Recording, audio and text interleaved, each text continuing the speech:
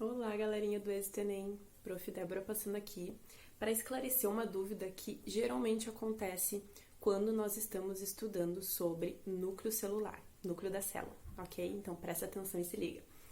Bom, o núcleo celular ele é super importante para a célula, né? Claro, ele só está nas células eucariontes, ele tem uma função de controle das atividades celulares e é lá dentro do núcleo que está o material genético, certo? E aí tem uma nomenclatura que geralmente causa essa confusão nos estudantes. Quando eu pergunto para os alunos quantos cromossomos temos em uma célula humana, muitos de vocês vão saber responder, né? 46 cromossomos. Mas aí quando eu pergunto quantas moléculas de DNA tem numa célula humana, alguns vão saber responder, outros vão ficar com dúvida, certo?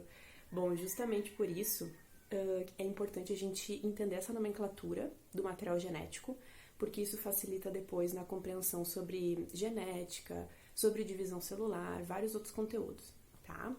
Então, assim, nós temos 46 cromossomos numa célula humana, né, numa célula somática, e nós temos 46 moléculas de DNA. Por quê? Porque o cromossomo, ele é uma molécula de DNA altamente condensada, altamente enrolada, certo?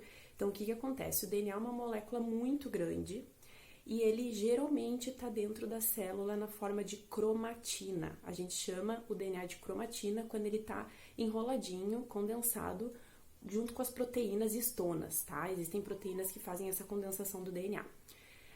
O DNA está na forma de cromatina justamente porque nesse formato ele consegue ser lido e os genes conseguem ser expressos. A gente consegue lá ter a transcrição, a tradução, a produção de proteínas, tudo mais. Só que, dependendo da fase do ciclo celular dessa célula, o DNA ele precisa se condensar ainda mais, tá? Por exemplo, na divisão celular. Como o DNA é uma molécula muito grande, a cromatina ele tá um pouco menor, tá mais condensado, mas ainda também é bastante grande. Se acontecesse a divisão celular nesse formato, ia dar um nó, tá? Então não dá. Então o que acontece dependendo do ciclo celular? A cromatina, ela se condensa ainda mais e forma os cromossomos, tá? Então, os cromossomos são o DNA na condensação máxima.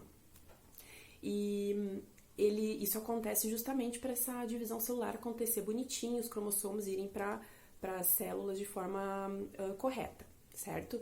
Então, essa nomenclatura geralmente gera confusão, a gente precisa compreender que o DNA, ele geralmente está na célula na forma de cromatina, quando ele precisa ser lido e expresso. Essa cromatina, ela pode ser uma eucromatina, que é quando os genes estão ativos, ou uma heterocromatina, quando os genes estão inativos. Mas, dependendo do ciclo celular, então, lembrem-se que essa cromatina se condensa formando os cromossomos. Um detalhe para finalizar, o cromossomo ele pode estar no formato de um bastãozinho, aparecendo em uma questão para vocês.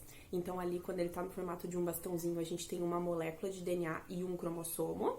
Ou ele pode estar na forma de xizinho. Ali, então, nós temos duas moléculas de DNA. Então, o DNA sofreu uma replicação, uma duplicação, né? Para todas as células ganharem o DNA igual.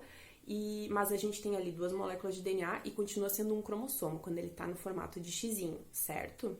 Então, é bem importante a gente compreender essa nomenclatura para não causar confusão depois em outros conteúdos que nós temos aí ligado à questão de material genético da célula, certo? Então, espero que tenha ficado claro. Anotem essas nomenclaturas, que elas são super importantes, e nos vemos em breve. Até mais. Tchau, tchau.